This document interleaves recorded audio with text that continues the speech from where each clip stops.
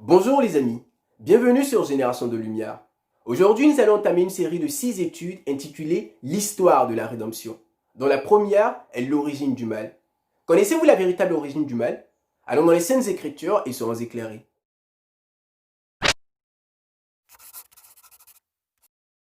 Dans le but de trouver des réponses à la souffrance qui accable le monde aujourd'hui, bon nombre de théories ont vu le jour, dans laquelle s'inscrit aussi la théorie de l'évolution.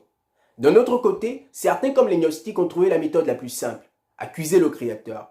En effet, puisqu'il est le Créateur de toutes choses, il est certainement le Créateur du mal.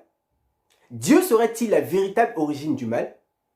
La Bible nous fait comprendre que Dieu est lumière, et il n'y a point en lui de ténèbres ni ombre de variation. Dans Habakkuk le chapitre 1, le verset 13, il est écrit: tes yeux sont trop purs pour voir le mal, et tu ne peux pas regarder l'iniquité. Pourquoi regarderais-tu les perfides et te tairais-tu, quand le méchant dévore celui qui est plus juste que lui? Dieu ne peut pas supporter le mal. Alors comment peut-il pousser quelqu'un à faire le mal? En réalité, il ne le peut. Dans Jacques le chapitre 1, le verset 13, la Bible dit que personne, lorsqu'il est tenté, c'est-à-dire poussé à faire le mal, ne dise « c'est Dieu qui me tente ». Car Dieu ne peut être tenté par le mal et il ne tente lui-même personne. En réalité, ces projets pour nous ont toujours été des projets de paix et de joie, de bonheur, afin de nous donner un avenir et de l'espérance. Et même quand nous faisons le mal, son désir n'est pas que nous puissions périr. Au contraire, c'est que nous puissions changer de conduite et vivre. C'est pour cela qu'il dit dans le livre de Ézéchiel, le chapitre 33, le verset 11. « Dis-leur, je suis vivant, dit le Seigneur, l'Éternel. Ce que je désire, ce n'est pas que le méchant meure, c'est qu'il change de conduite et qu'il vive. Revenez, revenez de vos mauvaises voies. Pourquoi mourriez-vous, maison d'Israël? Si Dieu n'est pas l'origine du mal, qui en est donc la véritable origine? Avant de continuer, notons une chose. On pourrait définir le mal comme ce qui est mauvais, un tort que l'on fait à une personne. Toutefois, dans les Saintes Écritures, la Bible nous fait comprendre que le mal n'est rien d'autre que le péché. Souvenez-vous, dans Genèse au chapitre 39, le verset 9, lorsque la femme de Potiphar voulait pousser Joseph à faire le mal et à pécher contre Dieu, voici comment est-ce qu'il s'écria. « Comment ferais-je un aussi grand mal et pécherais-je contre Dieu ?» Un peu plus loin, dans Genèse au chapitre 50, le verset 17, les frères de Joseph vinrent à lui après la mort de leur père. Et voici ce qu'ils dirent. Vous parlerez ainsi à Joseph. Oh, pardonne le crime de tes frères et leurs péchés, car ils t'ont fait du mal. Pardonne maintenant le péché des serviteurs du Dieu de ton père. Joseph pleura en entendant ces paroles. Ainsi donc le mal n'est rien d'autre que le péché.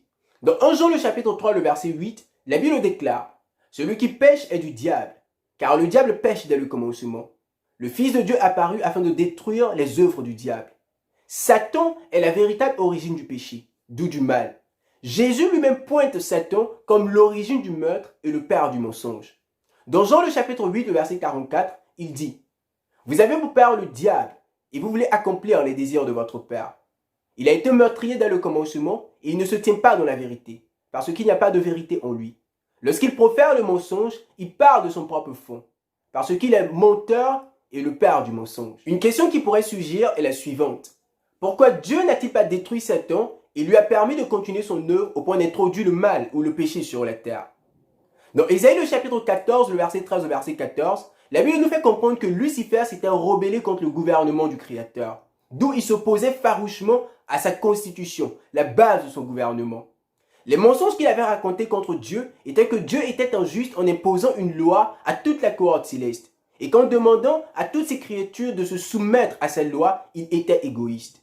Sa proposition était la même que nous trouvons dans Genèse au chapitre 3, le verset 5, que chaque créature soit son propre juge, capable de définir ce qui est bien et ce qui est mal, et que la loi de Dieu, le standard du jugement, soit aboli. Par conséquent, Dieu lui a permis de démontrer la nature de ses revendications, de montrer les résultats de l'application de ces changements proposés dans la loi divine.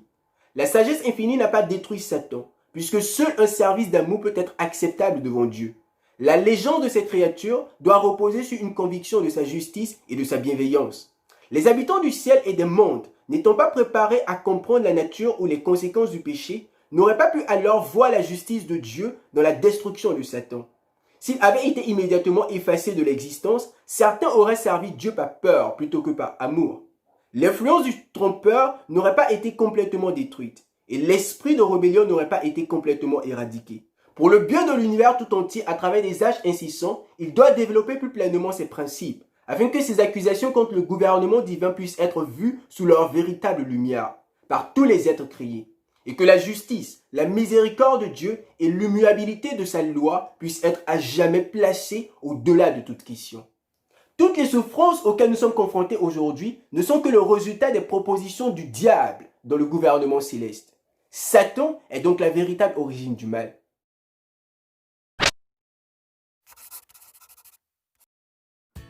Hey les amis, c'est Priva de Génération de Lumière. J'espère que cette étude vous a fait du bien et que vous avez appris quelque chose de nouveau. Comme nous l'avons dit, c'est une série de 6 études. Alors abonnez-vous afin de voir les études suivantes.